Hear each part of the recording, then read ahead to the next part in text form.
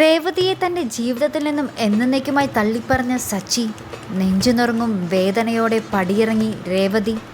നമ്മുടെ ചെമ്പനീർപ്പൂ പ്രേക്ഷകരെ ഒന്നടങ്കം നിരാശയിലാക്കുന്ന ഒരു എപ്പിസോഡ് തന്നെയാണ് ഇന്ന് വരാൻ പോകുന്നത്. വേറെ ഒന്നുമല്ല, നമ്മുടെ സച്ചി രേവതിയെ ഒന്നടങ്കം ആക്ഷേപിച്ച് സംസാരിക്കുന്ന ഒരു രംഗം തന്നെയാണ് ഇന്ന് കാണുവാൻ സാധിക്കുന്നത്. അപ്പോൾ ക്ഷമ കെട്ടിങ്ങനെ രേവതി ഇങ്ങനെ സച്ചിയോട് ചോദിക്കുന്നുണ്ട്, നിങ്ങൾ എന്തിനാ എന്നെ ഇപ്പോഴും ഇങ്ങനെ ആക്ഷേപിച്ച് സംസാരിക്കുന്നു, നിങ്ങൾക്ക് ഞാൻ ഇത്ര ഒരു ഭാരമാണോ എന്നിങ്ങനെ ചോദിക്കുന്നുണ്ട്. അപ്പോൾ സച്ചി ഇത് കേട്ടതും ഇങ്ങനെ മറുപടി പറയുന്നുണ്ട്, അത് നീ ചോദിക്കാനുണ്ടോ, എന്നും കൊന്ന് നീ എനിക്കൊരു ഭാരം തന്നെയാണ്, നീ എന്താ കരുതിയത്, നീ വന്നത് എനിക്ക് ഭയങ്കര സന്തോഷമുള്ള കാര്യമാണെന്നൊക്കെയാണോ നീ കരുതുന്നത് എന്നൊക്കെ ഇങ്ങനെ തറുതല പറയുന്നുണ്ട്. അപ്പോൾ ഇതൊക്കെ കേട്ട് നമ്മുടെ രേവതി ഭയങ്കരമായിട്ട് ഇങ്ങനെ ഉരുകുന്ന ഒരു രംഗം തന്നെയാണ് കാണിക്കുന്നത്. അപ്പോൾ രേവതി ഇങ്ങനെ പറയുന്നുണ്ട്, നിങ്ങളെ ഞാൻ ഇഷ്ടപ്പെട്ടല്ല കെട്ടിയതെങ്കിലും പോകെ ഇതുമായിട്ട് രമ്യപ്പെട്ട് നിങ്ങളെ ഇഷ്ടപ്പെട്ട് ജീവിതം മുന്നോട്ട് പോകാൻ തന്നെയായിരുന്നു എൻ്റെ ഒരു തീരുമാനം, നിങ്ങൾക്ക് അങ്ങനെയൊന്നും ഇല്ലല്ലേ എന്നൊക്കെ ഇങ്ങനെ രേവതി പറയുന്നുണ്ട്. അപ്പോൾ സച്ചി ഇതൊക്കെ കേട്ട് ഇങ്ങനെ പറയുന്നുണ്ട്, ഒരിക്കലും എനിക്ക് നിന്നെ അങ്ങനെ കാണാൻ പറ്റില്ല, എൻ്റെ ഒരു അച്ഛനോർത്ത് മാത്രമാണ് നീ ഈ വീട്ടിലിപ്പോൾ നിൽക്കുന്നതെന്നിങ്ങനെ രേവതി പറയുന്നുണ്ട്.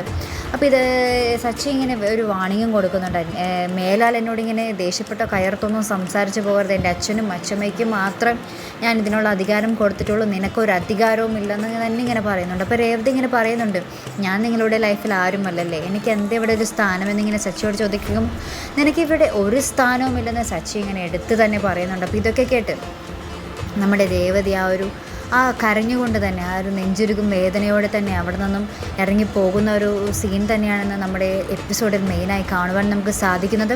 അപ്പോൾ എന്തായാലും ഇനി രേവതി സച്ചിയോട് ക്ഷമിക്കുമോ എന്നൊക്കെ നമുക്ക് കണ്ടു തന്നെ അറിയേണ്ടതുണ്ട്.